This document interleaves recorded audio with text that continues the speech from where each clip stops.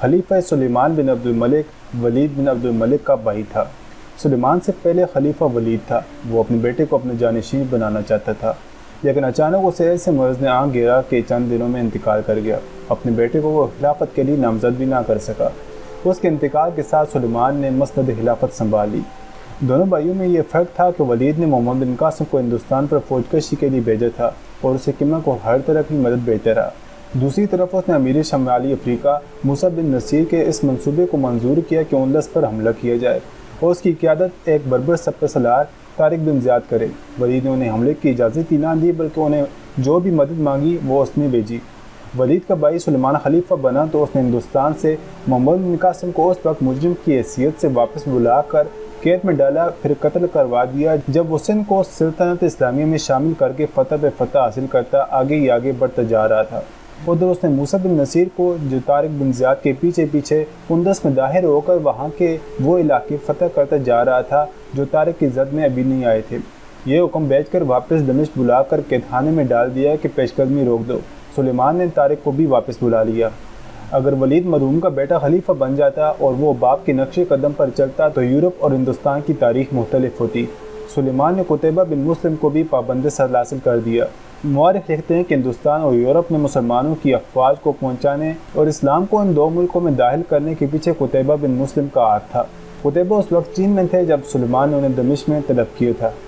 موسیٰ بن نصیر حج کے دوران مکہ میں بھیک مانگتا رہا۔ بھیک میں اسے دن بھر میں جو رقم حاصل ہوتی وہ خلیفہ سلیمان کو دے دیتا اور موسیٰ کو کھلے آسمان تلے بٹھا دیا جاتا۔ ایک پہریدار اس کے پاس موجود رہتا، اسے تو کھانا بھی نہیں دیا جاتا تھا، وہ اپنے پیسوں سے کھانا خرید کر کھاتا تھا۔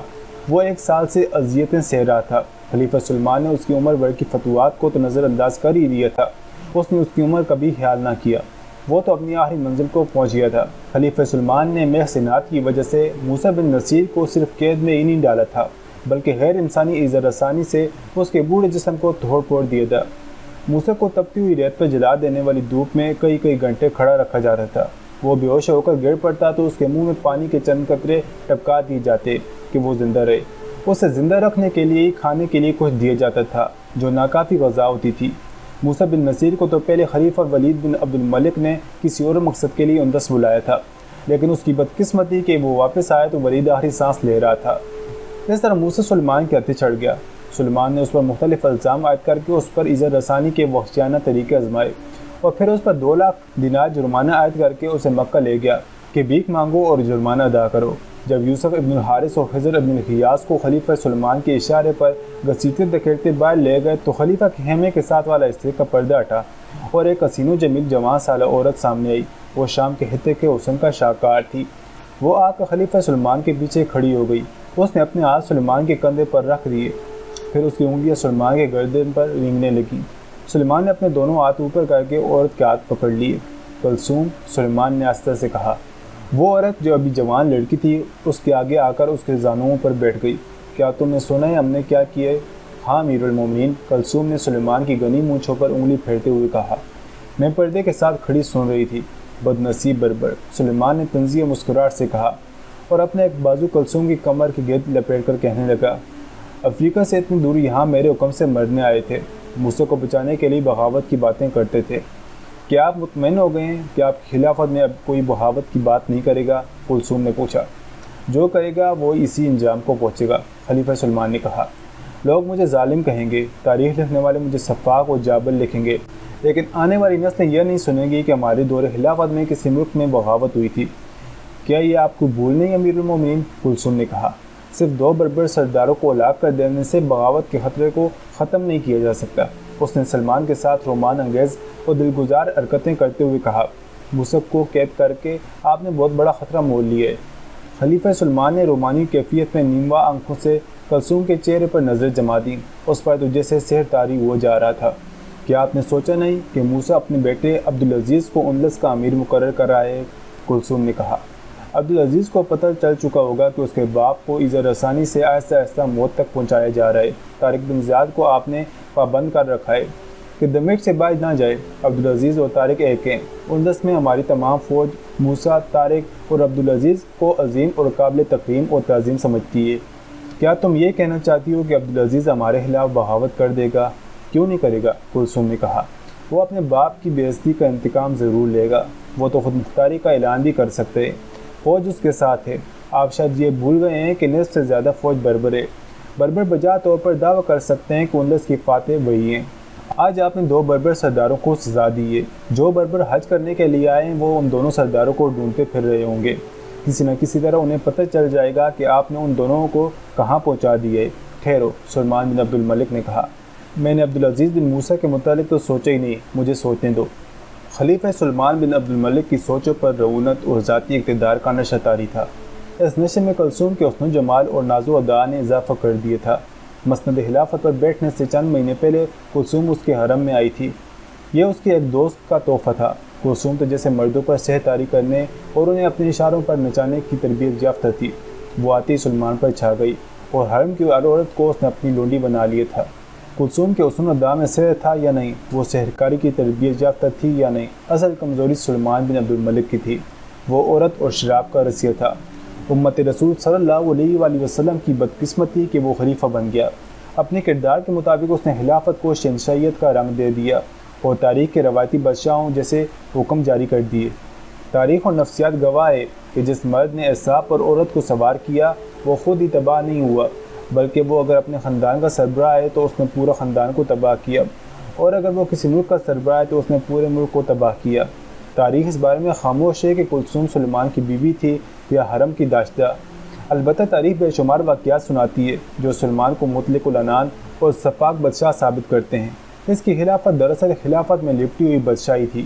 وہ بظاہر فریضہ حج ادا کرنے گیا تھا، لیکن شاہانہ جاہ و جلال اپنے ساتھ لے گیا تھا۔ اس کے حرم کی منظوری نظر کلثوم اور کلثوم کی نوکرانی بھی اس کے ساتھ تھیں۔ خلیفہ کا محافظ دستہ اور جاسوس بھی اس کے ساتھ تھے۔ اس نے اللہ کے گھر میں بھی جا کر اپنا دربار لگا لیا تھا۔ اس شام جب اس نے 2 بربر سرداروں کو سزا دی تھی، وہ رات کو اپنے معلاتی خیمے سے نکلا اور اس جگہ چلا گیا جہاں موسیٰ رات گزارنے کے لیے لیٹ جایا کرتا تھا۔ اس کے ساتھ 2 محافظ اور 2 مشل برادر تھے۔ موسیٰ لیٹا ہوا تھا۔ اٹھ، اس نے موسیٰ کے پہلو میں پاؤں سے ٹھوکر ماری۔ ضعیف العمر موسیٰ بن نصیر بڑی مشکل سے اٹھ کر بیٹھ گیا اور اوپر دیکھا۔ تیری عقل ٹھکانے آ گئی ہے، سلمان نے کہا۔ وہ 2 بربر بغاوت کی باتیں کرتے رہے اور تو انہیں روکتا رہا۔ تیرے ڈر سے نہیں ابن عبد الملک، موسیٰ نے آسمان کی طرف انگلی کر کے کہا، اللہ کے ڈر سے۔ مجھے اب بھی تیری خلافت کا کوئی ڈر نہیں، تیرا کوئی ڈر نہیں، سلیمان نے طنزیہ کہہ لگایا۔ بدبخت، سلیمان نے کہا، تو کیا سمجھتا ہے کہ میرے دل میں اللہ کا ڈر نہیں؟ نہیں، موسیٰ نے کہا، تو احکام الہی سے بھی واقف نہیں۔ قرآن کھول اور دوسرا پارہ پڑھ۔ اللہ کا فرمان ہے، حج کے دنوں میں اپنی عورتوں سے دور رہو، کوئی برا کام نہ کرو، کسی سے لڑو جھگڑو نہیں۔ جو نیک کام تم کرو گے وہ اللہ کو معلوم ہو جائے گا۔ سفر حج کے لیے زیادہ راہ ساتھ لے جاؤ اور بہترین زیادہ راہ پرہیزگاری ہے۔ بس اے عقل والو، میری نافرمانی نہ کرو۔ کیا تو ان احکام پر عمل پیرا ہے خلیفہ سلمان؟ خلیفہ سلمان اسے طنزیہ نگاہوں سے دیکھتا واپس چلا گیا۔ پھر حج بھی ہو گیا۔ حاجیوں کے قافلے واپسی کے سفر کو چل پڑے۔ خلیفۃ المسلمین سلمان بن عبد الملک کا قافلہ بھی دمشق کو روانہ ہو گیا۔ موسیٰ کو ہر روز تھوڑا سا سفر اونٹ پر کراتے، باقی دن پیدل چلاتے تھے۔ اس نے بھیک میں جو کچھ کمایا وہ خلیفہ نے جرمانے میں وصول کر لیا تھا۔ 2 مہینے بعد یہ قافلہ دمشق پہنچ گیا۔ موسیٰ کو قید خانے میں ڈال دیا گیا۔ دمشق میں پہلی رات ہی کلثوم نے سلمان کو یاد دلایا کہ اندلس میں موسیٰ کا بیٹا امیر ہے اور وہ کسی بھی وقت اپنے باپ کا انتقام لینے کے لیے باہی ہو کر اندلس کا خود مختار حکمران بن سکتے ہے۔ کلثوم، سلمان نے کہا، میں خلیفۃ المسلمین ہوں۔ مسلمانوں نے ایک نیا ملک فتح کیے، وہاں نیا نظام رائج کیا جا رہا ہے، لڑائی بھی ابھی جاری ہے۔ کیا یہ میرا فرض نہیں کہ خلیفہ کی حیثیت سے وہاں جاؤں؟ اس سے میری اہمیت اور مقبولیت بڑھے گی۔ نہیں خلیفۃ المسلمین، کلثوم نے کہا، مجھے آپ کی جان کا خطرہ محسوس ہو رہا ہے۔ ہو سکتا ہے آپ کے ساتھ جانے والوں میں کوئی وہاں بتا دے کہ موسیٰ بن نصیر قید خانے میں ہے اور اس کی حالت بہت بری ہے۔ اس صورت میں آپ کا وہاں سے زندہ نکل آنا ناممکن ہوگا۔ مجھے وہاں کے حالات معلوم کر لینی چاہیے، سلیمان نے کہا۔ اگر بغاوت اور خود مختاری کا ذرا سی بھی اشارہ ملا تو میں عبدالعزیز کو ٹھکانے لگوا دوں گا۔ دوسرے دن خلیفہ سلمان نے پہلا کام یہ کیا کہ ایک تیز رفتار قاصد کو تویتلا یعنی اندلس اس حکم کے ساتھ روانہ کیا کہ وہ وہاں کے حالات معلوم کر کے آئے۔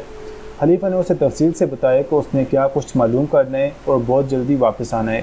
اور آخری بات، سلیمان نے قاصد سے کہا، کسی کو یہ پتہ نہ چلے کہ تم میرے بھیجے ہوئے قاصد ہو۔ اپنے متعلق یہ بتانا کہ تم اندلس میں یہ دیکھنے کے لیے آئے ہو کہ اس ملک میں آ کر آباد ہو جاؤں تو کوئی سود مند ہوگا یا نہیں۔